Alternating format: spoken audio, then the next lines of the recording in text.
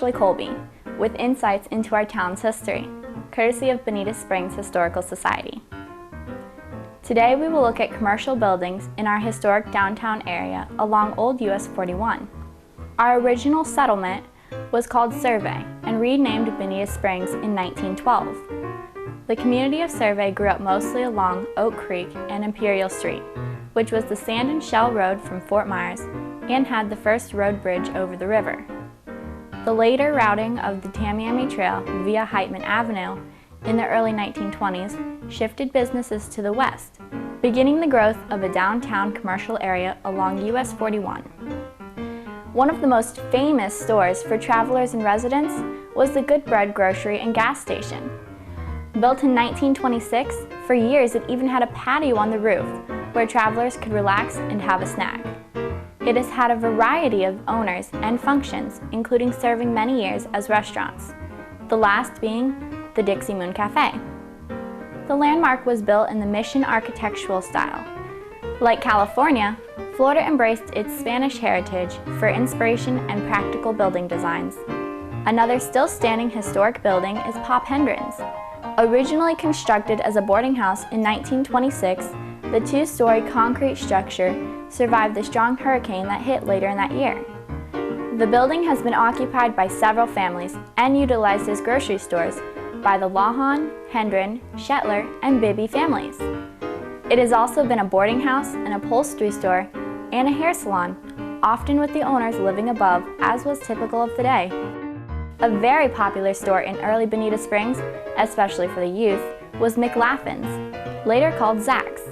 Built in 1949, it is the streamlined, Art Moderne, architectural style building, located adjacent to the old ball field, which is now Riverside Park's bandshell.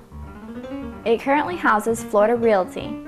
For many years, it served the community as a soda fountain shop, complete with ice cream, jukebox, and pinball machine.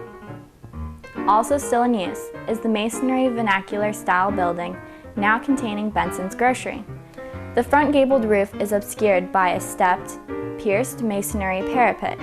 The building was originally constructed as a garage in the early 1900s by Ed Frank, who was locally famous as the inventor of the swamp buggy. Frank adjusted the off-road vehicle he designed in California to adapt to Florida wetlands when he returned to Bonita Springs. One of these early hunting buggies can be seen at the Collier County Museum. The building was rebuilt after considerable damage from the 1926 hurricane.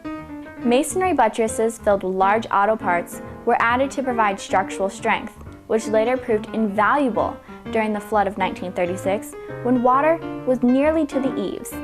It stayed a garage after purchase by James McMillan.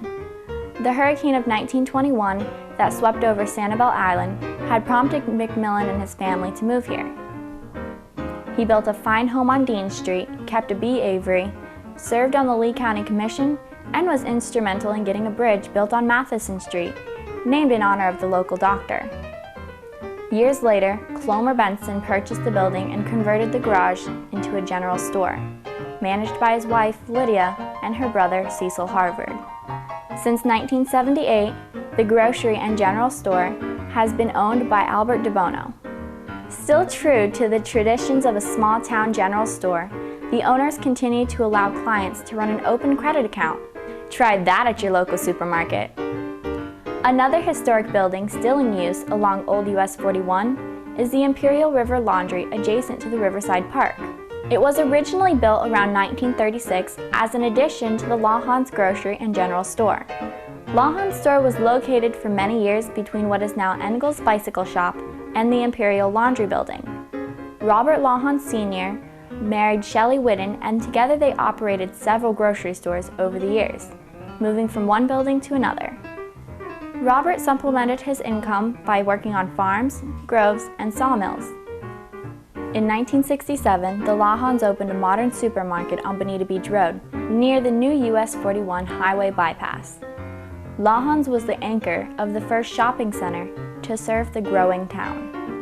Robert Lawhon Jr. managed the store while his father continued to acquire property. Many of the early restaurants, citrus stands, and tourist shops are long gone, lost to fire, hurricane, and the wrecking ball. However, As a testament to their construction, the remaining historic buildings along Old US 41 have survived floods, strong winds, and the economic upheaval of the relocation of US 41. I'm Ashley Colby, and I thank you.